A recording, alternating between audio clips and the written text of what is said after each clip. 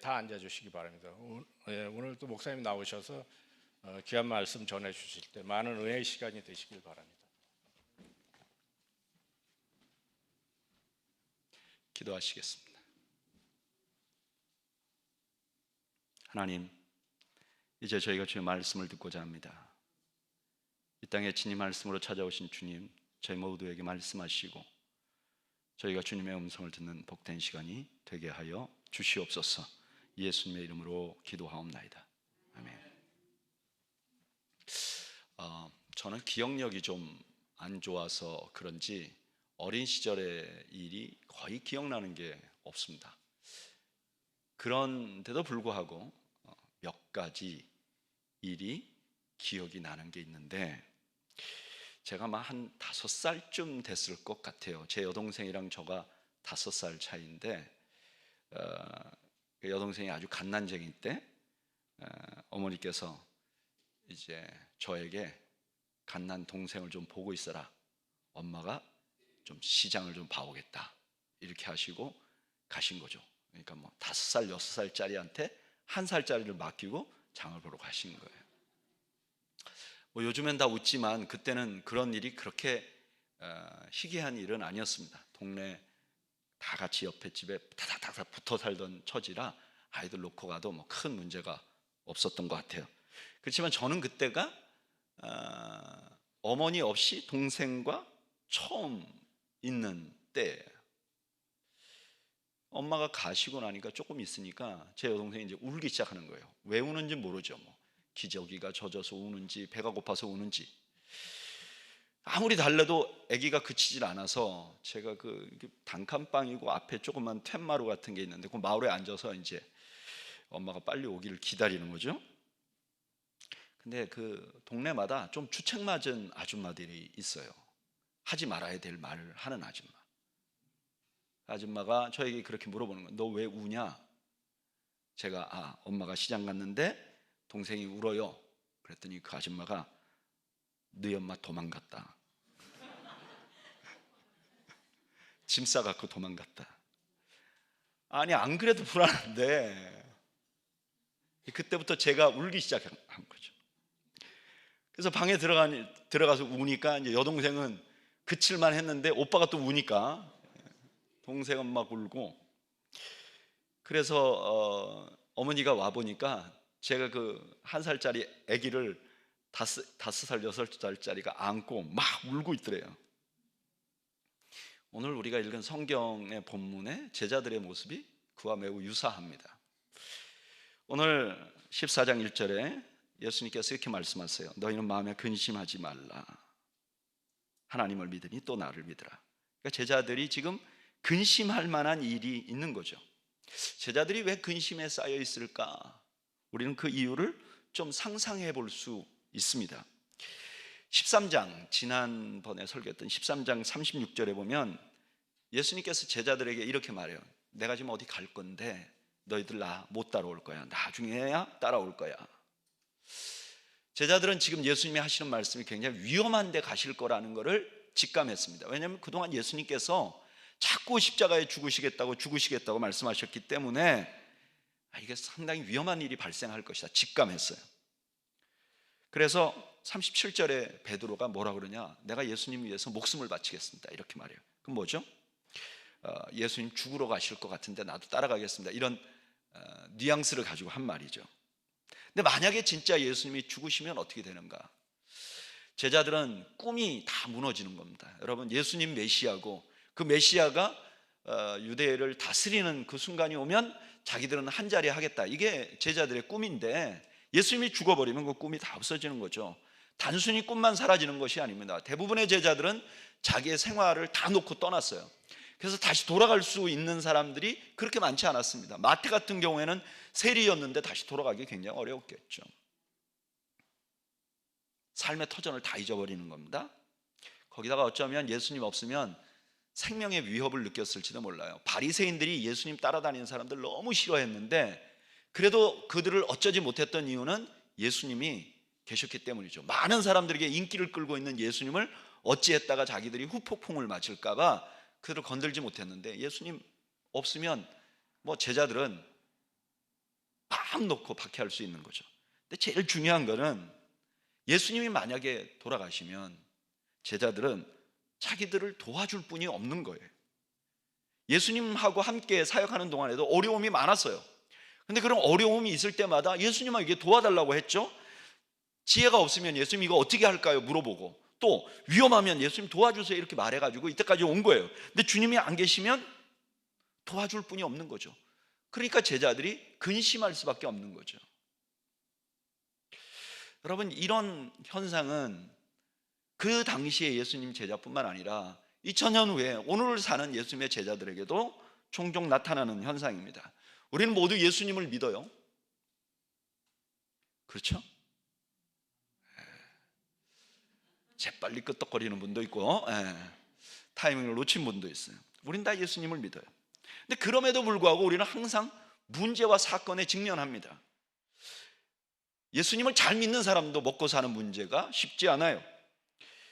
예수님의 제자라고 해서 좋은 직장을 무조건 갖는 것도 아니고, 직장 안에 들어가서 좋은 상사를 만나는 것도 아니에요. 예수님을 믿는 사람이 사업을 한다고 해서 그 사업이 잘 되고 정직하게 사업을 한다 그래서 그것이 사업이 번창한다는 보장이 없어요. 그냥 어떻게 보면 사는 것 자체가 치열한 정글에서 살아남는 것 같은 그런 치열함이 있는 거죠. 또한 예수님을 믿는다 해도 우리가 불행에 노출되어 있습니다. 원하지 않은 질병을 걸리기도 하고 원하지 않는 사고를 당하기도 합니다. 예수를 잘 믿는 가정의 자녀들도 문제를 일으켜요. 게다가 예수를 믿으면 거기에 더해서 영적인 도전도 있습니다. 어떤 때는 자기가 다니는 교회가 자기에게 해레이게 될 수도 있어요. 그래서 항상 근심과 걱정을 달고 살 수 있습니다. 그런 제자들에게 주님이 이렇게 말해요. 근심하지 말라. 그리고 하나님을 믿고 또 나를 믿으라. 세상을 살아가면서 어려움이 생기면, 큰 문제가 생기면 우리의 선택은 둘 중에 하나라는 거예요. 첫째는 뭐죠? 근심하는 거예요.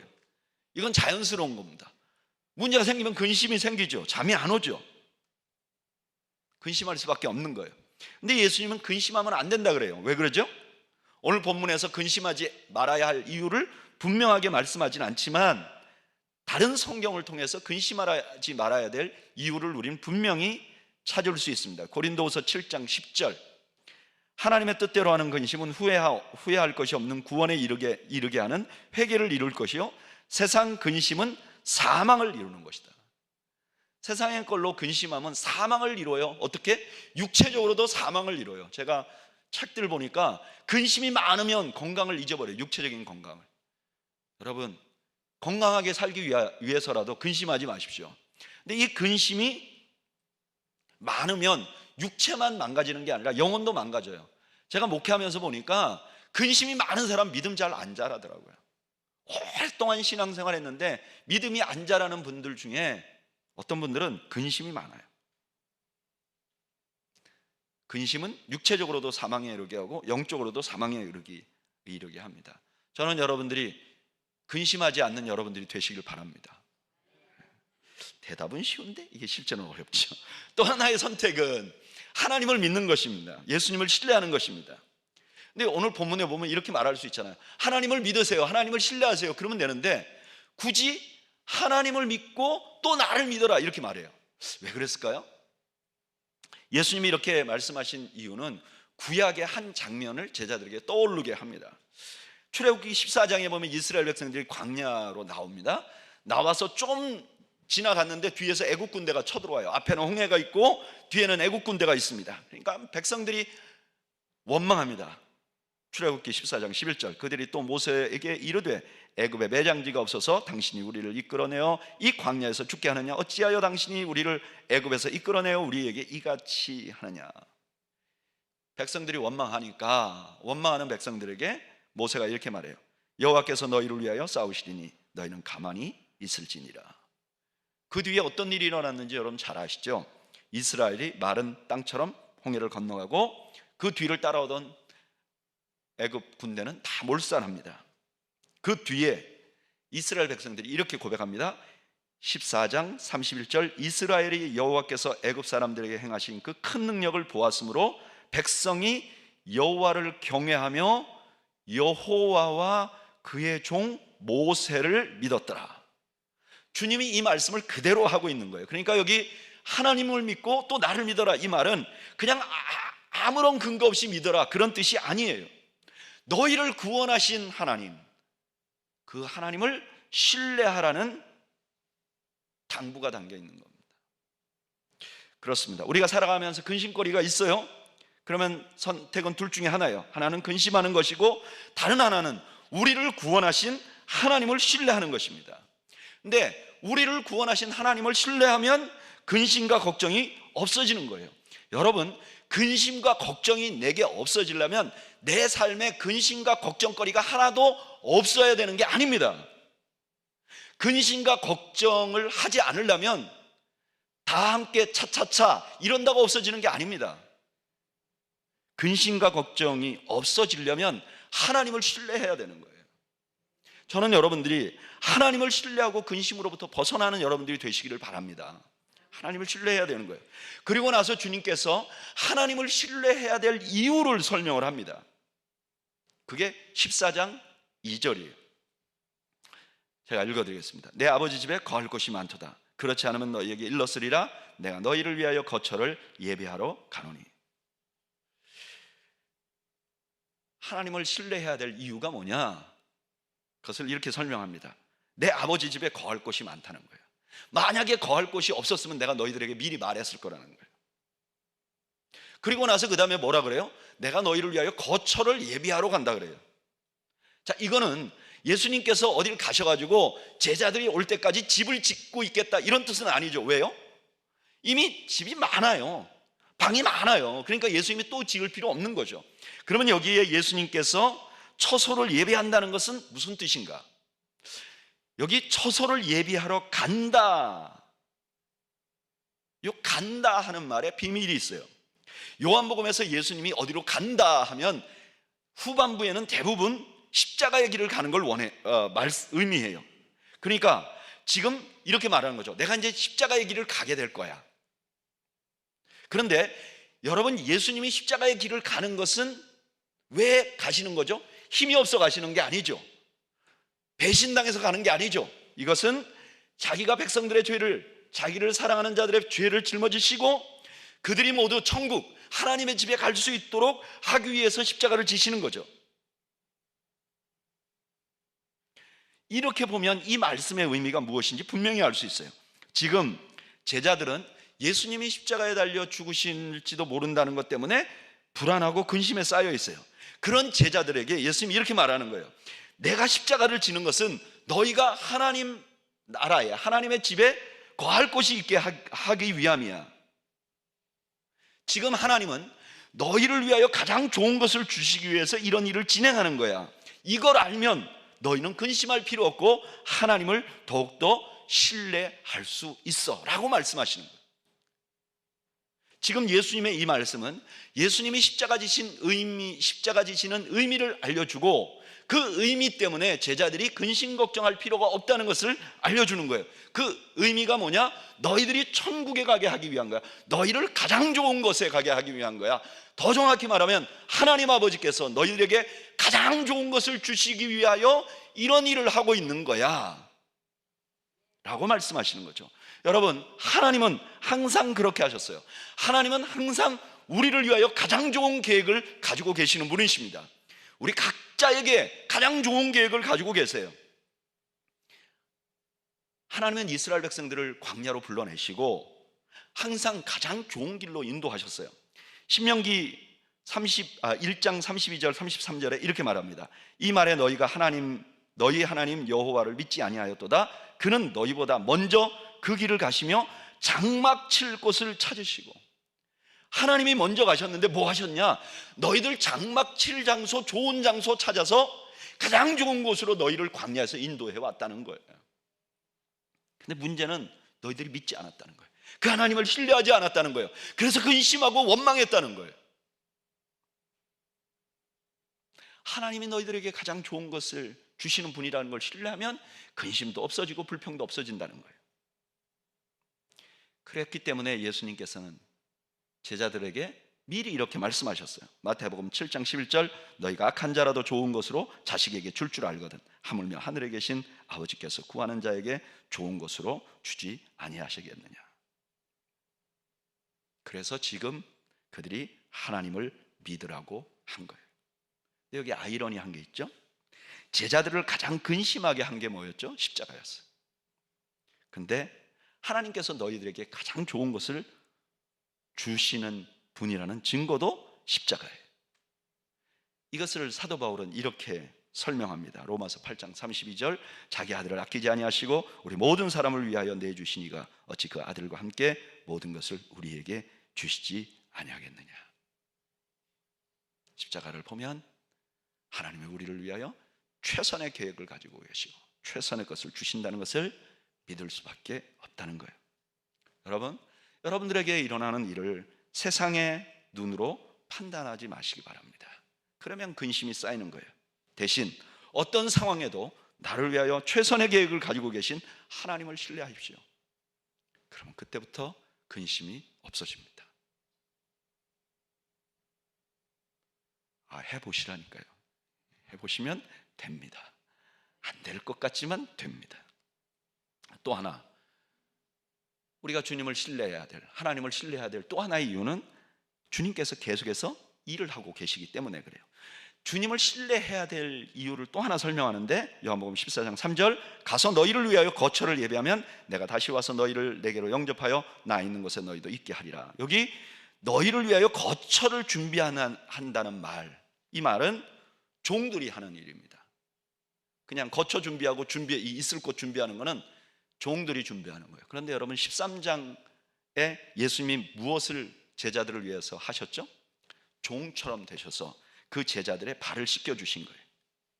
그러니까 거처를 예비한다는 말 안에 예수님께서 십자가에 달리셔서 구원을 완성하시고 제자들이 하나님의 집에 거하도록 해 주신다는 그런 의미도 있지만, 또 하나 지속적으로 제자들의 발을 씻기시고 제자들을 돌보시고 제자들의 죄를 씻겨 주셔서 그들이 하나님 나라에 들어갈 수 있도록 지속적으로 돌보고 준비하시고 섬기신다는 의미도 함께 포함되어 있는 것입니다.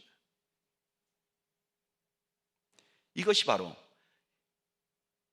제자들이 예수님을 신뢰해야 될 이유입니다. 여러분, 우리 주님은 우리를 절대로 방치하지 않습니다. 그런 느낌이 들면 이건 사탄의 속임수입니다. 우리가 고난을 당하면요, 사탄은 종종 제 어린 시절에 동네 살았던 주책 맞은 아줌마들처럼 너 버림받은 거야,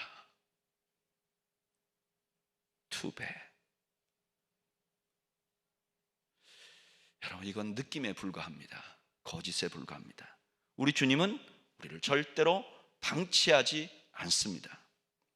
요한복음 14장 18절, 내가 너희를 고와 같이 버려두지 아니하고, 절대로 버려두지 않겠다고 말합니다. 그럼 버려두지 않고, 그러면 우리를 위해서 뭐 해주십니까?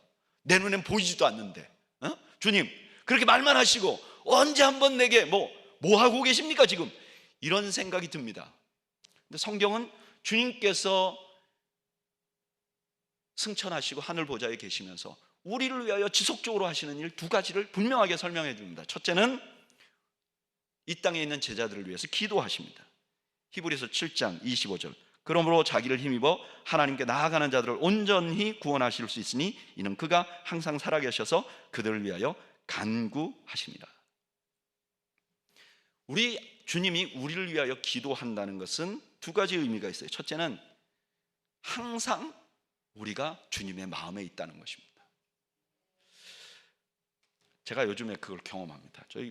저는 아들이 둘 있는데, 이제 아이들 어렸을 때는 품에 안고 키웠죠. 일일이 간섭했습니다. 이건 하면 안 되고 이건 해도 되고.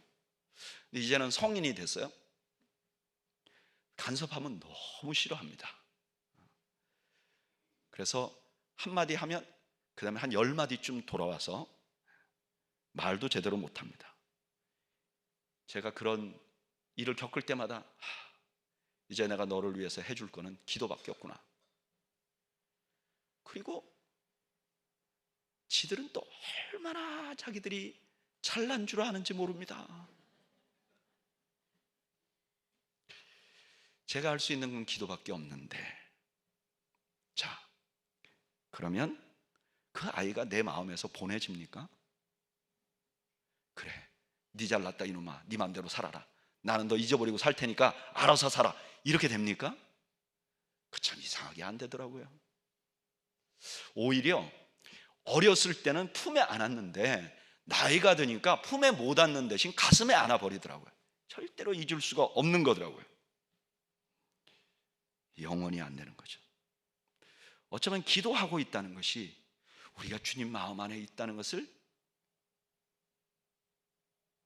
가장 분명하게 보여주는 그런 말씀이 아닌가 생각이 됩니다. 또 하나, 저는 내 아이를 위해서 기도해요. 근데 사실 제가 기도하는 것이 걔한테 실제적으로 도움이 되는지 안 되는지 잘 몰라요. 아이들이 원하는 기도 제목이 있어요. 근데 제가 열심히 기도하잖아요. 안 돼요. 그래서 제가 가끔 우리 교인들한테 저한테 기도해달라고 부탁하지 마세요. 제가 기도했는데 주님이 잘 안 들어줘요.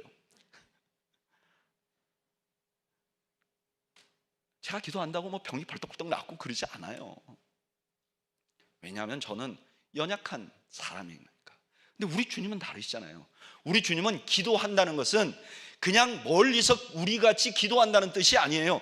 직접적으로 액팅을 하고 직접적으로 도움을 주겠다는 말씀이죠. 주님 기도하면 100% 들어주시니까. 주님은요, 우리와 함께 하세요. 우리를 절대로 버려두지 않으세요. 실제적으로 주님의 가슴에 우리를 두고 우리를 계속해서 도우시고 계세요. 여러분 믿으시길 바랍니다. 또 하나 주님이 우리를 방치하지 않는 증거는 성령으로 함께 하시는 것입니다. 요한복음 14장 16절에서 17절까지 주님께서 다른 보혜사를 우리에게 보내주시겠다고 그랬어요. 주님의 역할과 똑같은 성령님을 보내주신다고 그랬어요. 성령님에 대한 말씀은 다음으로 미룰 거예요. 어쨌든 우리가 주님을 신뢰할 수 있는 것, 우리가 고민하고 고통하고 절망스러울 때 우리가 주님을 신뢰할 수 있는 것은 주님은 우리를 버려두지 않으시는 분이기 때문에 그렇습니다. 그리고 마지막으로 우리가 끝까지 주님을 신뢰할 수 있는 이유는 3절 하반절에 우리 주님이 어떤 날이 되면 다시 오셔서 우리를 영접해서, 여기 영접한다는 말은 신랑이 신부를 모셔서 데리고 오는 겁니다. 그리고 자기가 거하는 곳에 영원히 함께 할 수 있도록 해주시겠다고 약속하셨어요. 여러분, 주님은 한 번 약속하시면 반드시 이루시는 분이십니다. 세상은요, 환경이 바뀌거나 마음이 바뀌면 변합니다. 이게 우리한테 습관이 돼가지고요, 환경이 좋지 않거나 또는 내 마음이 좀 왔다 갔다 하면 하나님도 바뀐 것 아닌지 이렇게 생각합니다. 근데 그거는 우리가 세상에 젖어서 세상의 눈으로 하나님을 보기 때문에 그래요. 그러나 하나님은 그런 분이 아닙니다. 하나님은 한번 약속하시면 반드시 이루시는 분이십니다. 그분이 우리에게 너희 반드시 천국으로 데리고 갈 거야, 하나님의 집으로 데리고 갈 거야 라고 말하는 거죠. 이것이 어느 정도로 우리에게 근심과 걱정을 이기게 하는지 로마서 8장 16절에서 18절까지 설명을 해줍니다. 우리 다 같이 읽어볼까요? 로마서 18장 16절에서 18절까지 읽어보죠. 시작. 성령이 친히 우리 영과 더불어 우리가 하나님의 자녀인 것을 증언하시나니 자녀이면 또한 상속자 곧 하나님의 상속자요 그리스도와 함께 한 상속자니 우리가 그와 함께 영광을 받기 위하여 고난도 함께 받아야 할 것이니라. 생각하건대 현재의 고난은 장차 우리에게 나타날 영광과 비교할 수 없도다. 아멘.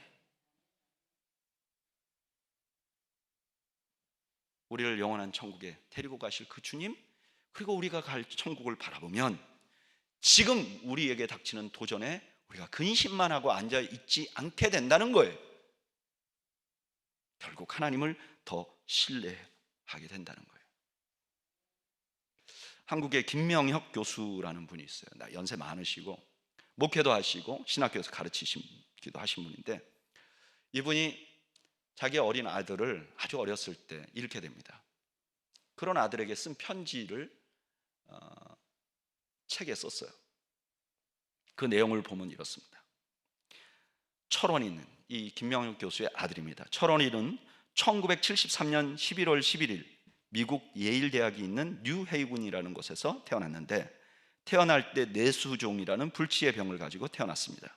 4년 동안 머리뼈가 벌어지는 극심한 고통을 당하며 지내다가 1977년 10월 10일 세상을 떠나 천국으로 갔습니다.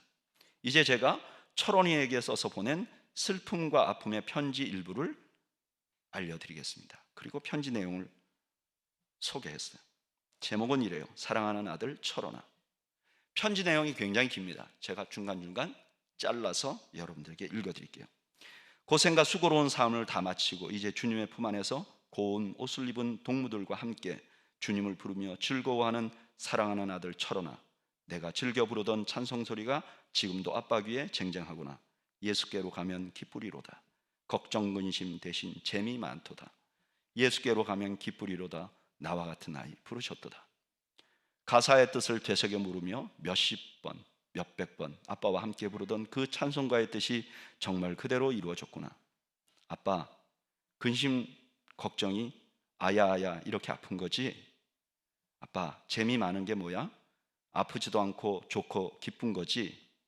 아빠, 누구와 같은 아이 부르셨지? 이렇게 나한테 물어봐줘. 그래 철원아, 누구와 같은 아이 부르셨지? 철원이와 같은 아이 부르셨지 뭐. 누가 부르나? 예수님이 부르셨지. 철원아, 내 마음이 슬프나 기쁘나? 기뻐. 왜 기뻐? 예수님이 나를 사랑하니까 기쁘지.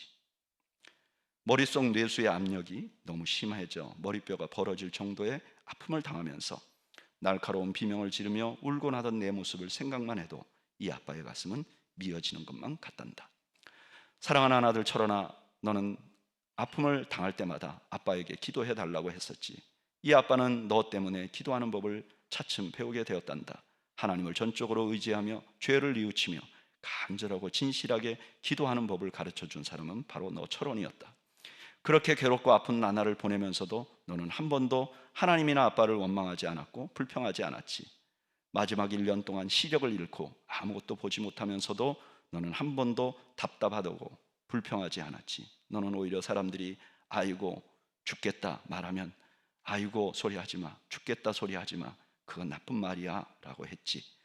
사랑하는 아들 철원아, 너는 괴로울 때마다 아빠 나 천국 가고 싶어, 엄마 아빠 누나 다 같이 천국 가고 싶어, 천국 가고 싶어, 천국에 가면 구주 예수님이 나 아픈 거 다 고쳐주시지, 이렇게 이야기하곤 했지.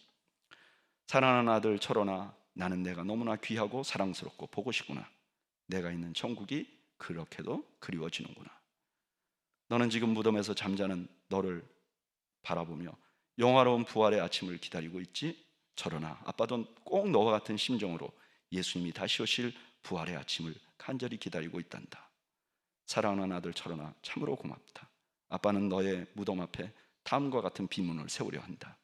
고난의 의미와 천국의 평화를 가르치고 먼저 주님의 품으로 간 어린 아들 철원이가 영화로운 부활의 아침을 기다리며 여기에 편히 쉬다. 1973년 11월 11일 나고 1977년 10월 10일에 가다. 근심과 걱정을 안고 살아가는 여러분, 우리 주님은 어떤 상황에도 우리를 최선의 길로 인도하실 것입니다. 그리고 우리를 결코 그대로 두지 않으실 것입니다. 그리고 다시 오실 것입니다. 우리를 영원한 천국으로 인도하실 것입니다. 근심 대신 주님을 신뢰하시는 여러분들이 되시기를 주님의 이름으로 축원합니다. 기도하겠습니다. 주님, 우리 모두가 주님을 신뢰하며 근심과 걱정이 많은 이 세상을 능히 이겨나가도록